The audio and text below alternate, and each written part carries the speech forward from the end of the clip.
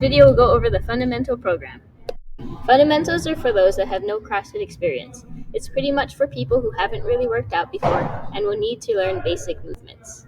The purpose is to introduce the 9 CrossFit foundational movements. Fundamental sessions are designed with 4 sessions, which takes about 1 to 1.5 hours depending on how much correction is needed and how quick the athlete picks up. There's no set schedule for the sessions since it'll probably be just one person, so we can be more flexible to their availability. Most people will do 2 sessions in 1 week and finish up the following week.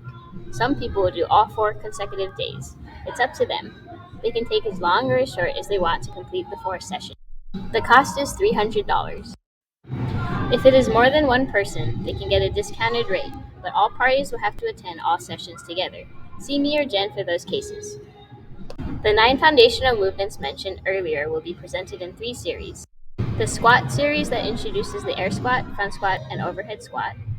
Press series that introduces the strict press, and push jerk. Deadlift series that introduces deadlifts, sumo deadlift high pose, and clean. If you haven't noticed, the fundamental workouts are hidden in plain sight, and it is written on the mirror outside of the office. The F1, short for Fundamental Workout Number 1, begins with teaching the rowing technique and an animal walk stretch. The technical focus is the squats I mentioned earlier, and the WOD is an easy 21 air squats, 15 front squats, 9 overhead squats, with a 200-meter row in between and at the end. The F2 begins with an easy skipping warm-up, followed by PVC pass-throughs and a calf stretch. The technical focus is on the press movements plus thrusters. The WOD is a 10-minute AMRAP with 1 rep of strict press, 2 reps of push presses, 3 push jerks, 4 thrusters, with a 200-meter run. The F3 warm-up is 3 rounds of 200-meter run and 5 burpees with a good hamstring stretch. The technical movements for day 3 is deadlifts, sumo deadlift high pulls, wall balls, slam balls, and box jumps.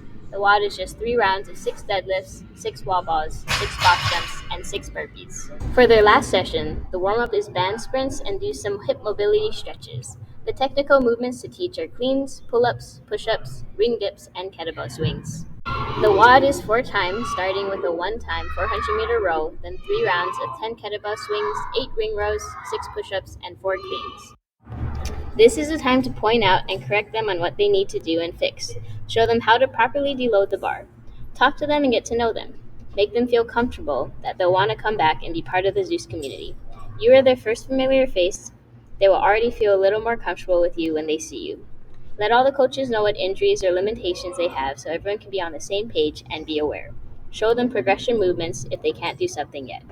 Depending on what time they come in, you'll have to adjust and get creative. Try to maneuver around what the class is doing. The main thing is teaching all the technical movements and having them do the WOD. If you need to change the warm-up or stretches, it's all good. Just let them know what you're doing. Let them know that there are still new things that they will be learning, but don't be afraid to ask the coach questions when the time comes. They will not be perfect, but they will have an idea on what to expect and how to do the basic movements.